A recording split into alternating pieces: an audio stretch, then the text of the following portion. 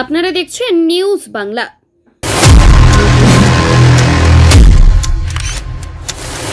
যে গরিব বাঁচাও কমিটি করে গরিবের টাকা আত্মসাৎ করেছে, এই মামলায় আমার কোনো সম্পর্ক নেই। তার কারণ বলসিদ্ধে কালীনগর উপপ্রধানের অস্বাভাবিক মৃত্যুর মামলায় গ্রেপ্তার প্রাক্তন তৃণমূল শিক্ষক সেল সভাপতি মইদুল ইসলাম। এদিন আদালতে তোলা হলেই তাকে লক্ষ্য করে ছোড়া হলো ডিম।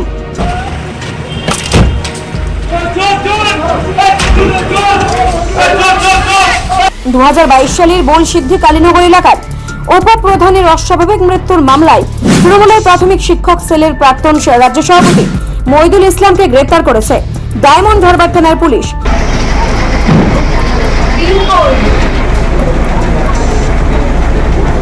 বন্ধ করো না স্টার্ট।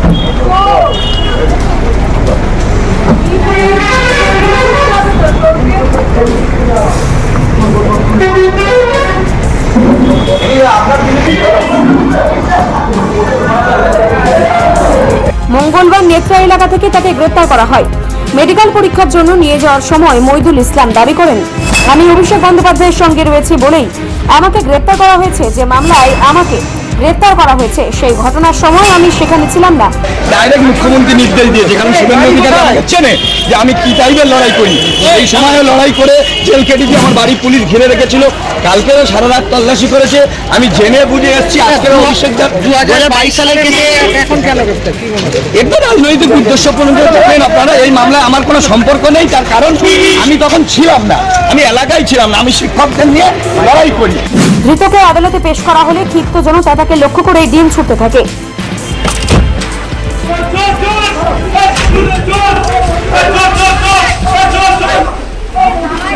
তবে কে এই মইদুল ইসলাম, কিবা তার রাজনৈতিক পরিচয়? শিক্ষক নেতা মইদুল ইসলাম পশ্চিমবঙ্গের শিক্ষক আন্দোলনের একটি পরিচিত মুখ। বিশেষ করে এসএসকে এবং এমএসকে শিক্ষকদের আন্দোলনের সময় তিনি রাজ্য জুড়ে আলোচনায় আসেন। মইদুল ইসলাম দীর্ঘদিন ধরে শিক্ষক সংগঠনের সঙ্গে যুক্ত। তিনি শিক্ষক ঐক্য মুক্ত মঞ্চ এর রাজ্য সাধারণ সম্পাদক হিসেবেই কাজ করছেন। পরবর্তীকালে তিনি শাসক দল ঘনিষ্ঠ শিক্ষক সংগঠনের সঙ্গেও যুক্ত হন এবং পশ্চিমবঙ্গ প্রাথমিক শিক্ষক সমিতির নেতৃত্বের দায়িত্ব পালন করেন। আমি শিক্ষকদের নিয়ে লড়াই করি, ফেসবুকেই বলে দিয়েছিলাম অভিষেক বন্দ্যোপাধ্যায়ের পাশে থাকবো।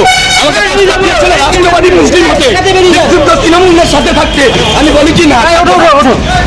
আরে এটাতে উঠে পড়েন আপনি। 2021 সালে বিকাশ ভবনের সামনে এসএসকে এমএসকে শিক্ষকদের বদলি সংক্রান্ত আন্দোলনের অন্যতম মুখ ছিলেন তিনি। আন্দোলনকারীদের অভিযোগ ছিল বদলি প্রক্রিয়ার স্বচ্ছতা নেই এবং বহু শিক্ষক শিক্ষিকাকে অন্যায়ভাবে দূরবর্তী এলাকায় পাঠানো হচ্ছে। সেই আন্দোলনের সময় পাঁচ শিক্ষিকা বিষপান করে আত্মহত্যার চেষ্টা করলে গোটা রাজ্যে তীব্র চাঞ্চল্য সৃষ্টি হয়। মইদুল ইসলাম তখন আন্দোলন নেতৃত্বে ছিলেন। বিষপানের ঘটনার পর পুলিশের পক্ষ থেকে মইদুল ইসলামের বিরুদ্ধে আত্মহত্যার প্ররোচনা সহ একাধিক ধারায় মামলা দায়ের করা হয়। অভিযোগ আছে গভীর রাতে তাকে গ্রেপ্তার করে পুলিশ তার শ্বশুর বাড়িতে পৌঁছায়। এরপর তিনি কলকাতা হাইকোর্টের দ্বারস্থ হন এবং পুলিশের অতি সক্রিয়তার অভিযোগ তোলেন। 2021 সালে বিধানসভা নির্বাচনে তিনি মগরাহাট পশ্চিম কেন্দ্র থেকে ইন্ডিয়ান সেকুলার ফ্রন্টের প্রার্থী হয়েছিলেন। একই বছরের নভেম্বর মাসে তিনি এবং আন্দোলনের সঙ্গে যুক্ত কয়েকজন শিক্ষিকা আনুষ্ঠানিকভাবে অল ইন্ডিয়া তৃণমূল কংগ্রেসে যোগ দেন।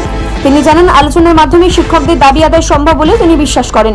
2024 সালে তিনি অভিযোগ করেন যে অভিষেক বন্দ্যোপাধ্যায়ের সমর্থনে সামাজিক মাধ্যমে পোস্ট করার জেরে শিক্ষামন্ত্রী ব্রাত্য বসুর অসন্তোষের মুখে পড়তে হয়েছিল। যদিও এই বিষয়ে শিক্ষামন্ত্রীর তরফে প্রকাশ্যে কোনো প্রতিক্রিয়া পাওয়া যায়নি, তবে বিজেপির পক্ষ থেকে অভিযোগ করা হয় নিয়োগ দুর্নীতি সহ একাধিক অভিযোগ রয়েছে তার বিরুদ্ধে, যে কারণের জন্য পুলিশ গ্রেপ্তার করেছে মইদুল ইসলামকে। গরিব বাঁচাও কমিটি করে গরিবের টাকা আত্মসাৎ করেছে এবং শিক্ষকদের যে শিক্ষক সেল তৈরি করে তৃণমূলের শিক্ষক সেলের নেতা ছিল এবং সেই শিক্ষকদের চাকরি বাঁচানোর নাম করে লক্ষ লক্ষ টাকা দুর্নীতি করেছে।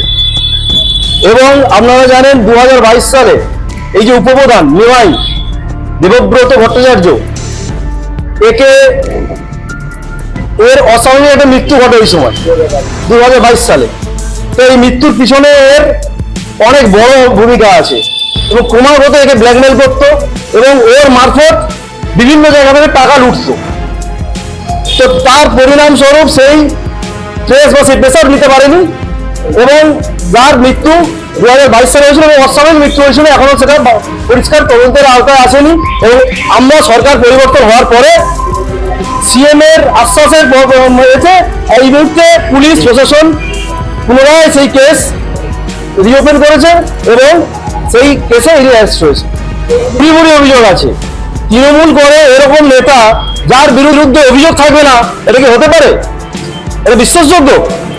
তৃণমূল মানেই দুর্নীতি, তৃণমূল মানেই জোট চুরি, তৃণমূল মানে তোলাবাজি এবং সিন্ডিকেট। আগামী দিনে আমরা বিগত দিনে দেখেছি এদের উদ্ধত দেখেছি, এদের দৌরত্ব দেখেছি, এদের গুন্ডাবাজ দেখেছি এবং সিন্ডিকেট ব্যবসা দেখেছি, তোলাবাজি দেখেছি। তো 2026 4 মের পরে এই দুর্নীতি, এই তোলাবাজ আর থাকবে না। তবে মহিদুল ইসলামের গ্রেপ্তারের ঘটনায় ইতিমধ্যে সরগরম রাজ্য রাজনীতি। Bureau report, news Bangla.